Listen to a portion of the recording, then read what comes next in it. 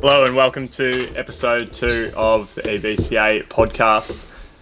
My name is Brody Eccles and today I'm joined by Aidan Miller to my left, the only player to have played all 12 EBCA Backyard Ashes tests, which is the theme that we're going down today, and destructive opening batsman for the Yellows, Alex MacArthur. So thanks for jumping on today, boys. Good Thanks to have you for having down. us. Yes. Thanks for having us. Pleasure to be here. No, it's good to have you. So, as mentioned, the theme for today's episode 2, we'll be taking a look at the Backyard Ashes series, which is about to kick off this coming Sunday.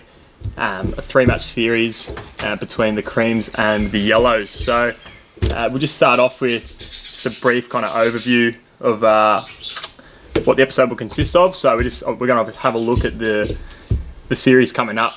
Preview the test coming up this weekend, take a look at the teams and the lineups, and then we'll make some predictions on how we think things are going to pan out. So we'll see how we go, and we're looking forward to getting stuck into it. So just a brief history for those that don't know about the Backyard Ashes at the EBCA. So it began in 2017, in which a competitive game is our first competitive game here at the Eccles household. And the teams are split with a yellow box of Baronia Cricket Club shirts that we had at the time. So that was one team, the Yellows. And then we couldn't really think of much for the other team to wear. And we're like, most blokes kind of play cricket. They've got a cream shirt floating around. So that was our alternative option for the second team. And that's where the Creams versus Yellows rivalry was born. And still stands today. So, 2 day-night tests in 2017. We've played 5 series in which the Yellows have won 4, and there was 1 drawn series, 1-1 back in 2018. And over the 5-year period of the Backyard Ashes, we've had 31 different players compete, and that will rise by a couple more this weekend. So, stay tuned for that. Cool. Righto, so without further ado, let's get stuck into it. So, 2022 Backyard Ashes. The Creams will be skippered by yours truly, Aidan Miller. Do you want to talk us through your lineup on paper, mate, and what you've got going for the first test and the series ahead, mate? Oh, yes, of course. So, a couple of the old regulars. We've got Ryan Nangle, who's going to be playing his third season in the EBCA. Griffin Sprague's coming back again for another year. Obviously, myself, Cody Eccles, James Rizzio, a few of the elder statesmen in the team. A couple of new faces as well. Lachlan Fane's been brought into the lineup. That's interesting. The winds are causing a bit of trouble here. Yes, Lockie Fane, who's obviously been a closer member of our friendship group for the last few years. We've decided to bring him in. Another selection through the Cedar Academy, which has been used by the Creams since the start, Liam Vertigan. Someone from Old Paradians Cricket Club, Rona Landers, or I think it's Buster, or Baxter, or one of the, whatever his name is. Sorry, Roland. And Cam Blease as well, who's obviously played on both sides. We've tried to get a hold of him as well, and obviously Adisha Adikaram as well, another elder statesman of the competition. Yeah, that's right. So obviously some of the more experienced heads, Adisha Adikaram and James Rizzio, unavailable for the first test this coming Sunday, so they miss out, but they will feature in the following 2 tests. So obviously, Aidan will lead from the front, and then you've got the experience of Cody, Nangle, Griff, and then the 3 debutants this weekend, and then just awaiting Cam Blease's word on filling that 8th spot. So a pretty good lineup on paper. I'm interested to know, has there been an appointment for a vice-captain at the moment, or...? Well, I actually put it to vote in the Creams group chat, and the consensus from the group was that everyone is the vice-captain. So we believe in democracy at the Creams, and everyone gets a say. So I will be leading from the front, obviously, but yes, we've at this stage, no, we don't have a vice-captain. No dramas. And who are you kind of looking at to deliver for the side this year, or who to watch out for, I guess, for your boys? Oh, look, obviously Cody Eccles is a really important one. I love playing alongside Cody. He's a tough competitor. He makes a lot of runs, he takes wickets, and he just He just gives a good edge for the team. Ryan Nangle's been a really good pickup for us as well. Obviously, Griffin Sprague is another good person to have into the team. I'm really looking forward to Liam Vertigan as well and what he's got to bring. I think, particularly with how the pitches look at the moment, I think he'll be able to extract some movement out of the pitch with his left arm off spin. So, that's some of the players. And obviously when James Trizio and Adisha Adikaram come back, definitely looking forward to their contributions as well. Yeah, definitely. Yeah, it looks like a good side on paper this year. Definitely a few names to watch out for. What do you think about the Cream side, Headphones, from an opposing point of view? How do you look at them for the first test coming this Sunday? I think they're a pretty strong lineup. They've got a good mixture of batters and bowlers. I think personally we're just a little bit stronger, just a little bit too tall, too strong, so to speak. I think it'll be a good matchup though. I do think we will get over the line, but whether it goes to another day or we'll just see how we go. Yeah, that's it. And so we'll move on to our boys now, the Yellows. So Campbell Gurney, veteran of the association, he will be leading from the front this year as skipper. Hasn't handballed off the captaincy yet, like he did in 2018. So he will be taking the reins. And Joel Smith has been appointed as vice/co-captain, as said by Gurns. So there we go already. a bit of a leadership role for Joel. He's obviously that co-captain's very interesting. Joel Smith, after 2 years on the Creams, has made the move over to the Yellows back home where he began his EBCA career. So it's very exciting having him on board. Obviously myself, Abdullah Shiraz, Jack McLaren, Alex MacArthur, Jordan Allen and Kosha Hale round out the lineup, which is pretty settled from last summer. Obviously with Joel coming in. That's replacing really, a certain someone. Yeah, so that's pretty much the only change. So it's a pretty settled lineup, which is I think a good thing for us heading in. So what do you think about our boys' Phones? Yeah, good. I think our real X factor for this upcoming series will be Kostra. He's very he's such an underdog when it comes to his bowling.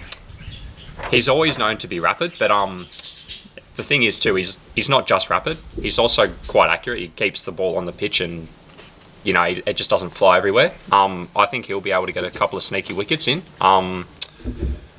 We've got a very strong batting lineup, especially up in the top four order. I think Brody and AB coming in at 3 and 4 is incredibly strong.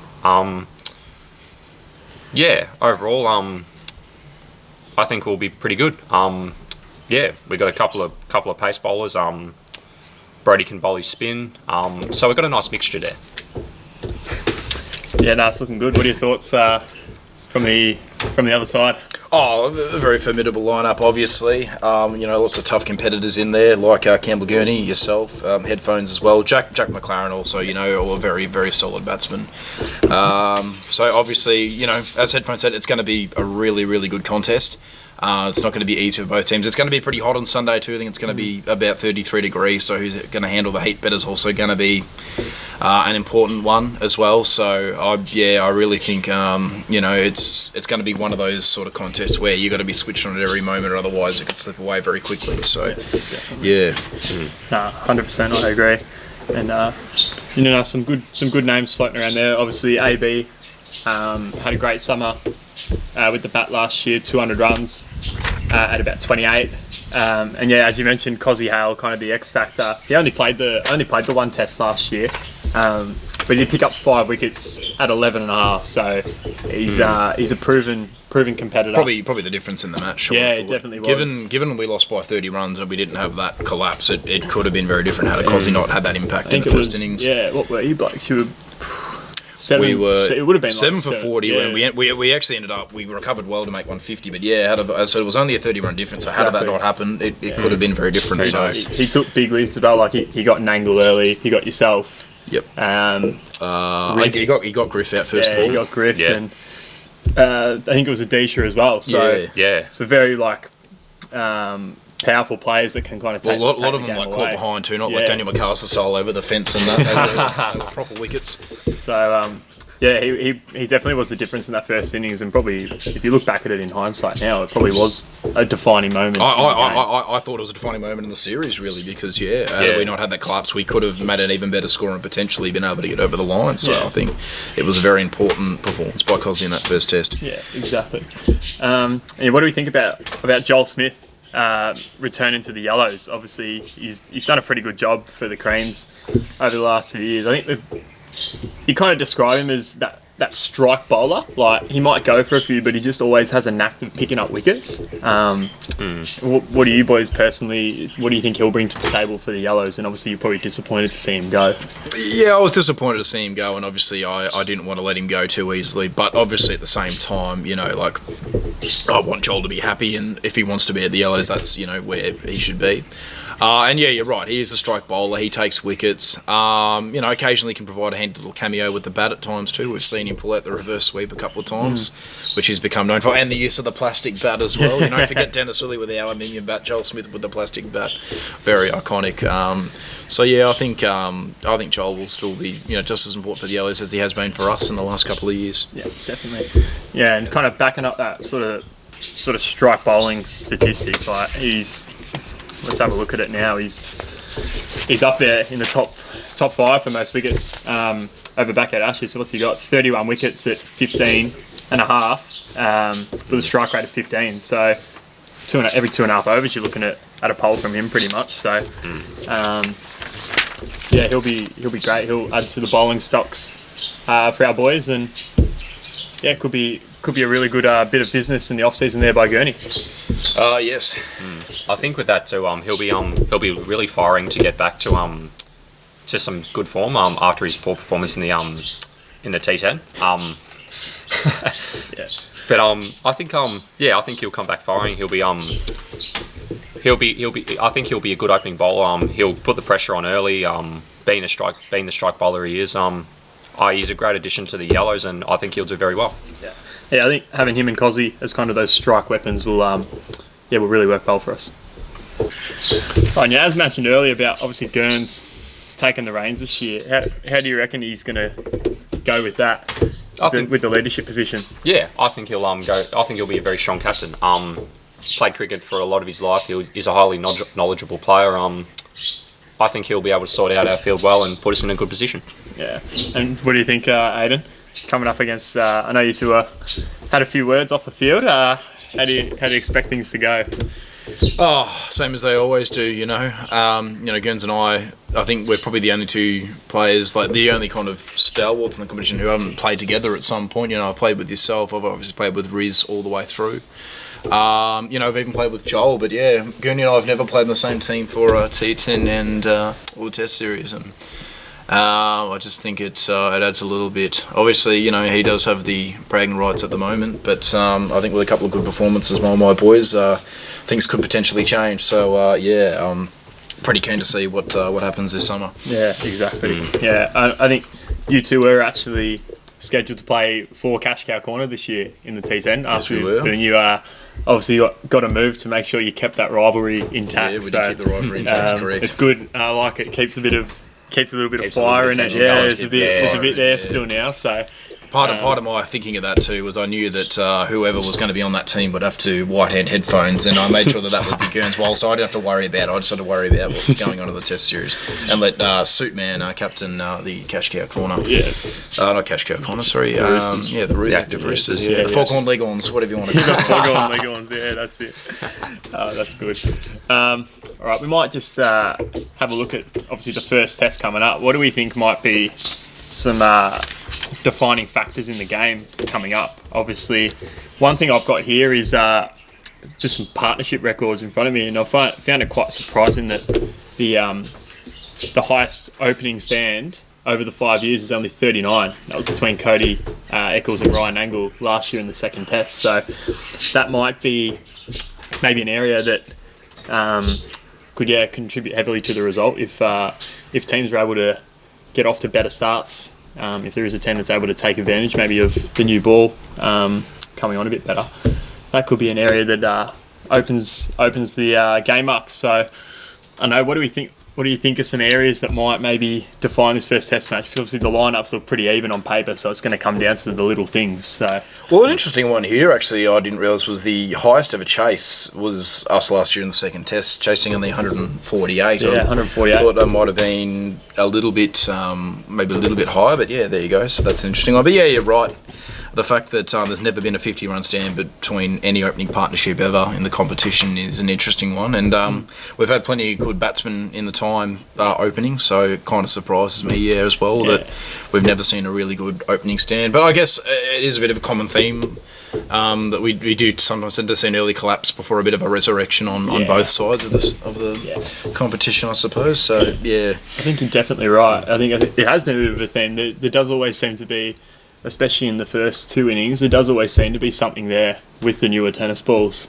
And funnily enough, as you look kind of lower down here, like the highest sixth wicket compared to 39 is 91, the seventh wicket is 81, ninth wicket is 76. So it seems like it's always down the order where there's a bit of a resurrection. I mean, obviously, usually that's kind of when you get like your openers and your number three maybe coming in for their second dig. So it's not like the tail enders, I suppose. But it's an interesting one, It does. I think it is kind of traditional that the wicket does flatten out a little bit as well throughout the day. Yeah, so there generally is something there quite early. It just seems like the bowlers have been pretty good at making the most of that over the years. Yeah, that's it. So that'll be really interesting after discovering that. So it'll be interesting to see if anyone is able to break that record or address that area at the very top of the order. So as you kind of mentioned with that highest fourth innings chase, 148, it kind of suggests that maybe batting first is the key to winning at the EBCA. Seems that most results have been teams batting first have got over the line. So I think over probably the last 3 years, I would say there's probably only been two successful chases, maybe. Well, I was just thinking about it. I think every Cream's victory has actually been batting second, funnily enough. Yeah, I think. But two of those tests, one of those we won by an innings, so there wasn't a chase required. The second, I think we only had to chase 10 runs. But this last test obviously was a very good performance by Cody, obviously with that 97, batted very well. But I think it's proved tricky chasing as well. If it's a decent enough total, obviously. Yeah. I know 2020 third test, the Yellows were only chasing, I think it was 53 or something like that. 53, and we're 7 for 28 or something like that. Yeah, they got 7 down. And even last year, the Creams 7 for 148. Got just started to get a little bit uncomfortable towards the end, but we just got there in the end. It does. So it kind of suggests that maybe it is a bit of a tricky task chasing in the fourth innings here. So obviously that'll be an interesting one at the toss to see what happens. And that is something we're looking forward to seeing if that kind of trend continues. Yes. And so adding on, so it looks like as well, we've obviously got similar lineups to previous years coming in this summer. And there's been some trends over the last few years with bunnies and a few people having their name over someone. So I think we'll go through the first one. I think it's probably the most renowned, well known, is Jordan Allen and Ryan Nangle. There's been a bit of talk about that again. I think it's been hinted a little bit that Gurney is going to try and line that match up again. I haven't got the exact numbers in front of me, but Jordan Allen definitely has had the better of Ryan Nangle over the past 2.5 years. So how do you think that matchup's going to go? Because it's pretty likely it's going to come up again. Has Nangle said anything? Look, Nangle, he goes about his business confidently. I didn't think it was very prominent in 2020. I don't think it was as prominent in 2021. I think Nangle probably got a hold of Suit a little bit more. I think Suit did get him out once or twice, but it wasn't quite as constant. Like 2020, it almost felt like every time Superman was getting out Nangle. But I think last year Nangle negated him a lot better. I think occasionally it was just Nangle trying to go a little bit too hard at Superman, whereas I think last year he probably respected some of the good balls and just put away the bad deliveries and just played him sensibly. Yeah, so that's in Nangle's hands, obviously, but obviously we hope that he can do the same thing as he did last year. Yeah, that's right. He had a pretty good summer last year, Nangle, leading run scorer with the bat. Well, apparently the best series in terms of runs with the bat ever. Highest aggregate in a series for Ryan Nangle last year, 239 runs at 26.56. So he's coming off the back of some good form. That's it. And obviously yourself was just 2 runs behind, and Jack Mack just 11 runs behind Nangle as well. So a couple of good series of the bat last summer. It's something we've seen as well. Kind of the run tallies have gone up a little bit over the last. Obviously, with the brought in of more boundaries and stuff certainly helped, particularly for left-handers with the boundary in here. It's been a big one. Yeah, I think people just learning the conditions a bit better, how to play here. That's it. Is probably another factor as well. But we'll get back to matchups. I think another one that probably needs to be spoken about is you two here. Over the years, it's kind of been a bit of a trend where I think headphones it'll get you away for a couple early, and then you'll just manage to get him out. So yes, it is. It's a funny one.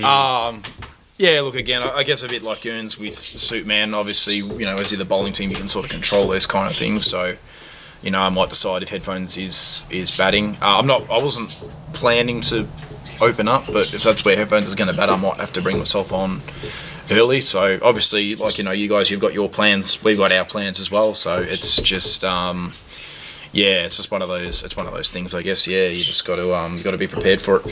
That's right. What are your thoughts? Yeah. Do you kind of fancy Aiden's bowling when he comes on, or? It's a bit of an interesting one that so over the years, especially a lot more recently, as I've improved and actually know how to use a bat now. Aiden, he does go for a fair bit off his bowling when he bowls to me, but he does eventually get me out. So it'll be an interesting matchup. It's essentially what it comes down to, I guess, for the Creams is how many runs are they willing to give away in order for me to get out. That'll be a discussion they'll have with one another. But no, I'm looking forward to seeing what they come up with. I think you're definitely right. You have improved over the years as well. Obviously, it was your coaching actually. Get the elbow up. It changed a lot as soon as you started to actually hit the ball on the ground instead of into Belgrave. So what have we got here? So 2018, you only scored 12 runs at an average of 3. 2019, 16 runs at average of 3, and then the last 2 years, 60 runs at 10, and last year 96 runs at just under 11. So your numbers are on the improve, and it's definitely showing. So it'll be interesting to see how you two fare again if you do come up against each other. Because I think it's a case of kind of headphones wins the battle early, but you kind of win the war at the end by getting out. But you do a job for us though. So it kind of, I don't know, it's a little bit of a close to a 50-50 draw, I guess you could almost say. So let's see, any other matchups? I was going to say Campbell Gurney to James Rizzio as well. He's had his number quite a few times, kind of pushing it across him and nicking him off. But obviously Riz isn't playing in the first game, so Gurney will probably have to wait a little bit for that one. And there's probably not really too many other notable ones. Maybe you and Cody. The two brothers, it's always a bit of a brother. We saw what happened in 2018, and actually that was the reason why 2018 was a drawn series, because we weren't able to play the third test due to a massive scuffle which happened probably just about where the camera is right now. Debbie and John decided that third test could not go ahead, and yes, it was a bit devastating as the skipper back then, because we had a big win and it felt like we had the momentum, and we didn't get the chance. I mean, the Yellows I'm sure would have been disappointed too. Didn't have the opportunity to try and go on and win, but it was. We didn't actually play a 3-test series until 2020 because we were supposed to in 2018, but I think 2019, because the Yellows had the 2-0 lead, we just decided to not bother with the third test, and then 2020 was the first time we actually played all three. You live and learn that. So that's in the past. So and speaking of like the 3-match series, obviously the last 2 years as well, it's almost been identical. With Yellows will take game 1, the Creams will bounce back and take game 2, and then it goes to a deciding game, which has been pretty close on most occasions. Last year's third test was probably a little bit of a blowout. but 2020 was a bit of a nail biter. So Yes. just a bit of a recurring theme in the series. So will that continue? We'll wait and see. The Creams will be keen to get on board in the first test, which I haven't really kind of managed to do for a few years. So it's exciting to see how it all pans out. We can't wait for that. So what are we going to get onto? We'll get onto some predictions, I think, for the first test. How do we think it's going to play out? Obviously, looking at the wicket, it looks pretty flat. There's a bit of grass coverage, and it is going to be pretty warm in the build-up. So you'd suggest that it's going to be pretty decent batting conditions. And obviously, Sunday's going to be a really warm day. So, how do we think things are going to pan out? Obviously, we're probably got, I guess, alliances for our own side. So. What do we reckon? Well, as we've sort of spoken about a little bit earlier, the toss of the coin will be very important. Obviously, we kind of figured obviously that chasing's a difficult task out here, and with the heat as well. But it's going to be hot like that all day, realistically. So both teams are going to have to cop it when they're in the field. I'm backing Nangle in to have a good test match, and I'm really excited to see Verdo. And I think if our best players can perform, I think I can see the Creams taking the first win of the series. Yeah, I think especially kind of with how the conditions are looking at, it might come down to sort of which batting lineup can stand up and cash in the most. Who can stay up there? Yeah, exactly. Because obviously it's going to be a tough task for the fielding side throughout the day, in all 4 innings. That is. And I think it'll just be which batting side can cash in and take advantage of the conditions when they come, and then I guess with the bowlers, which team's got it in them to keep fighting, because obviously it's going to be hard work. Who's got the discipline? To just it's going to be hard work out in the field for the couple of hours each team will have. So it's keeping in the game, and which team can stay in. So just like going off. If I'm looking at batting lineups, I'd probably say if Abdullah Shiraz plays, maybe the Yellows just have the edge, with Riz going out of the Creams, probably just have the edge with the batting lineup. The Creams have got plenty of bowling options as well. So, I think that'll be a really good matchup when that comes up. And, I'm really looking forward to it. I'll back in, I reckon Jack McLaren's due. Obviously, he hasn't got a 50 in his couple of years at the EBCA. Which surprises. He's come so close on many occasions, and it's a bit of a theme, I think, as well. Obviously, at Dandenong this year, he's just got in, got his 30, and then just got out. Apart from that game at Camberwell where he got 80 odd, so which I think cost him playing in the T10. Cost him a spot in the T10. He batted too well in the 4s, got promoted to the 3s, had to play on a Sunday, and missed out on the T10. So just scoring runs at the wrong time. Yep, the wrong time, Jack. So just save him for this weekend. Or he didn't bat well enough. If he made maybe 150, they might have just boosted him all the way to the 2s potentially. So I'll back him in. He's hitting the ball well at the Nong, and I reckon he's in for a big one. He's due, and he's a good player, so I'll back him in. Headphones, what do you reckon? Have you got anyone you reckon is going to stand out in this test match? Could win the game for either side? We'll start off with the Yellows. So I think so AB when he gets on a roll, he really gets on a roll. If we can have one other batter to bat with AB, I think that'll be a pretty defining moment. And like we were saying, with the conditions of the heat and it being warm, you don't really want to be fielding all day. I think that'll be another major factor as to how this game swings, or how the series swings. From the Creams' point of view, if they can get early wickets, if Nangle can continue his good form and continue to put runs on the board, again, the Yellows will be staying out on the field, and just a lot of it just comes down to how long can you keep the other team out on the field, because heat really does play a major part as to your performance and things of that nature. So we'll just see how we all go. Yeah, it is hard work out in the field here, especially in like the 3rd and the 4th innings. It always seems like it's a lot harder than it is at the start of the day. So it would be crucial. Whichever team can keep the other out there the longest. I think for the Creams, obviously, yeah, they've got a few match winners in that side, like Nangle and Cody Eccles. So if one of those are able to stand up, that really gives them a good chance because they've got good role players around them to carry the rest of the load. But if one of them can really do a job, it puts them in a really good spot. So yeah, exciting times. I think we're both going to back ourselves in, aren't we, at the Yellows? I think we are too. We'll go 1-0 up for another year, hopefully. Yep. And then obviously Dosh will probably back in your boys as well. So yeah, that's it. There's not really too much in the way of tipping that's going to surprise many people. Except for the colour of the clothing. just before the start. That's it. Well, speaking of the clothing, it gives us a good chance to plug JR Design. One of our major sponsors here at the EBCA, James Rizzio, for all your logo and branding ideas, do get in contact. He does a great job. All the T10 logos that you would have seen in the highlights videos so far, they're courtesy of the great man. So get around him, and I'm sure he'll appreciate the plug. Right, so just to round things out, we're going to chuck in some predictions for the 2022 Backyard Ashes. So we're going to be going through what we think series result, most runs for the series, the most wickets, the player of the series, and then to finish with kind of a bold call, bit of a gut feel or something you think might happen that's a bit out of the ordinary. So I'll start off with headphones. What do you reckon, mate?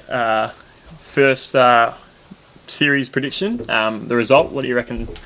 So obviously being in the Yellows, I've got to back my Yellows. I think the Yellows will get up. I do think it will be a tight game. But ultimately at the end, I think the Yellows will get up. Yeah. What about you, Adam? What do you think?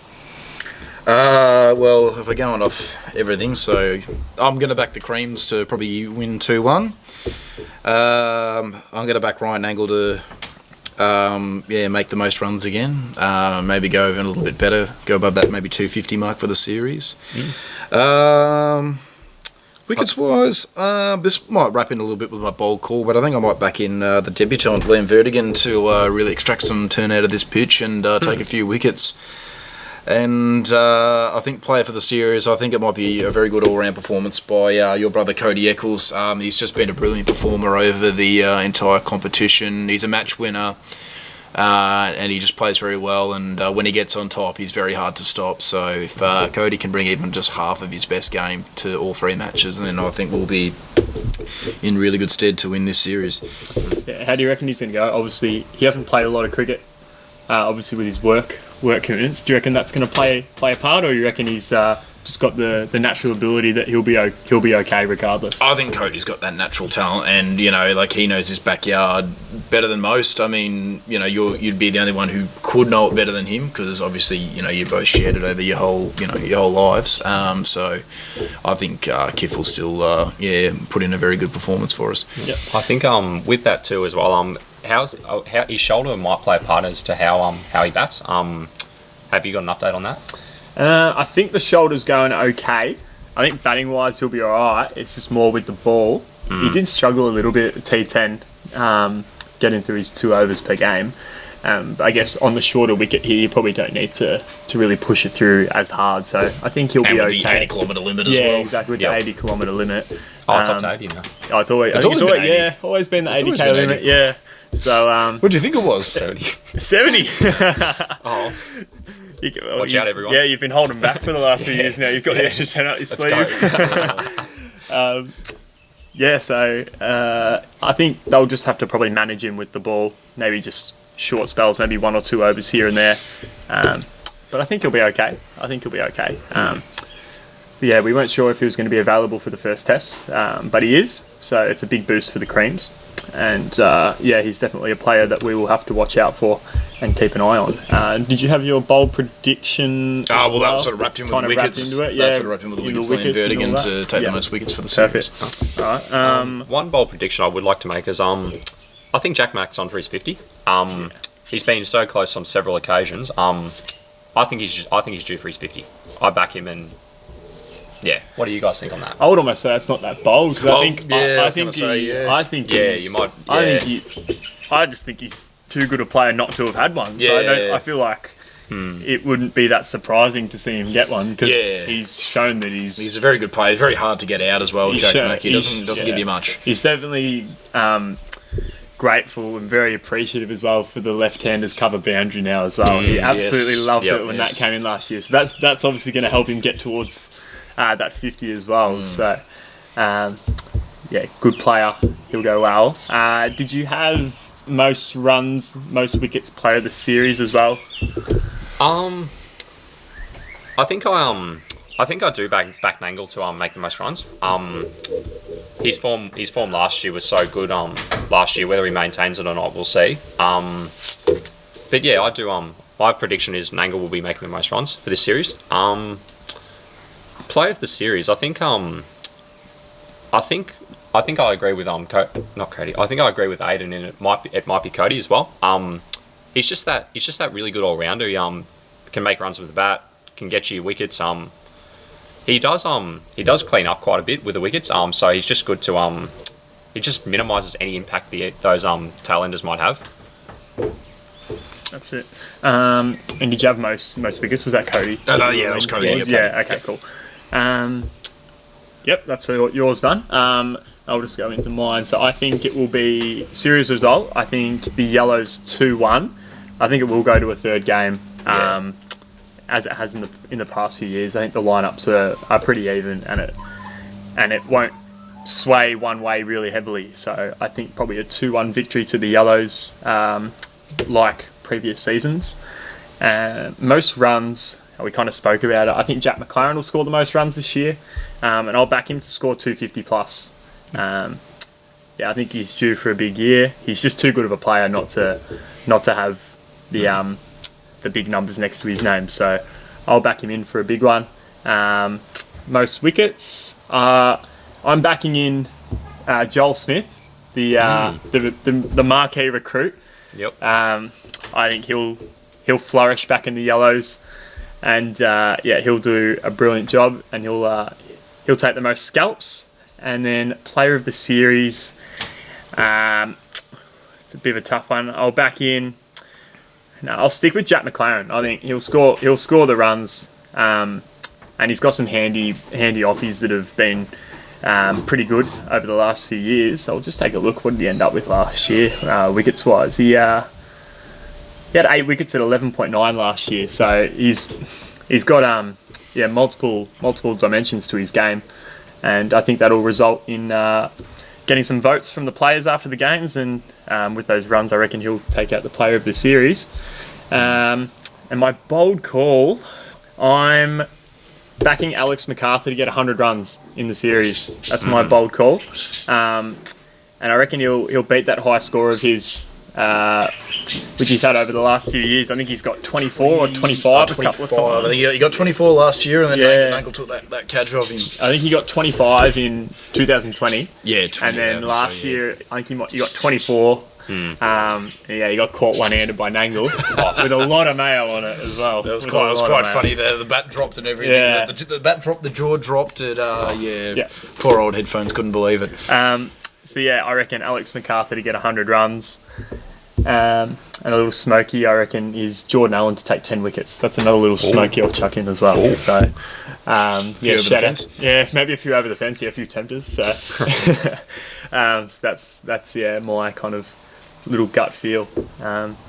Did we have anything else, boys, or anything else you wanted to add? Because I think we're just about ready to wrap it up. Yeah.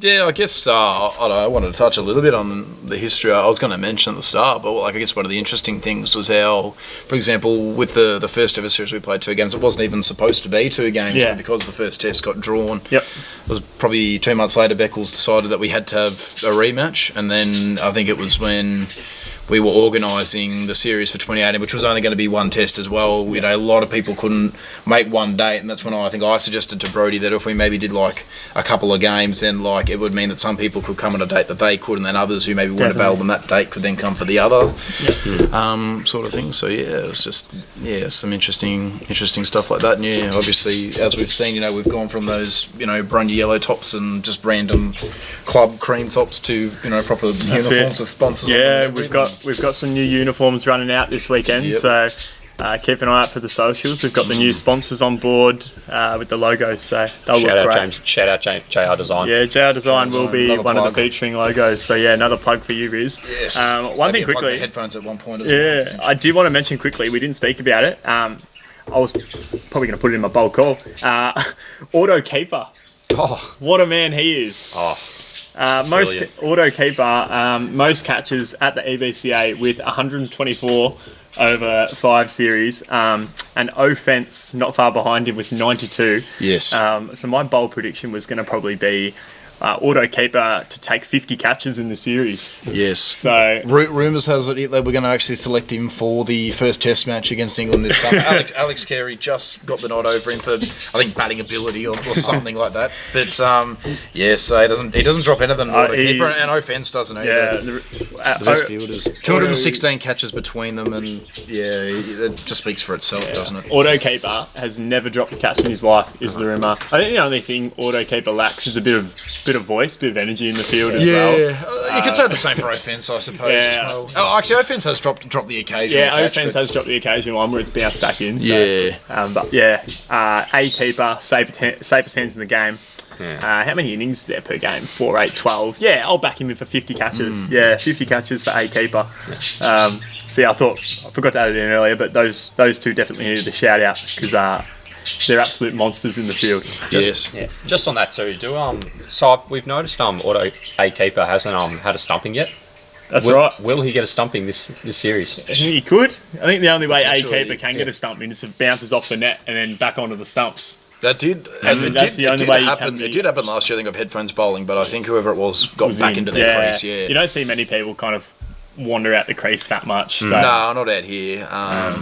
Yeah, usually people tend to, Yeah, so will auto keeper get a stumping? Who knows? That could be another bold one to look out for. So, yeah. cool. I reckon that's it. Without further ado, so thanks headphones and Aidan for jumping on episode 2. It's been good fun chatting to you lads about. Well, thanks for having us, thanks. Brody. Thanks for having us on. No worries, guys. It's been great fun. So bring on Sunday the first Test match. Good luck to you both. Thank you. For Good luck to the you, sir. for the game and for the series. I'm sure you'll lead the boys well, and it'll be a very competitive series as it is always out here. So yeah, that'll wrap up for today. Keep an eye out on the socials for T10 highlights still to come. So 3 games down. 4 more still to come on the YouTube channel, and then obviously stay tuned for Backyard Ashes content as well, which will be not far behind. So thanks for tuning in today. Thanks to the boys for jumping on, and we'll look forward to Sunday, and we'll see you on the next episode.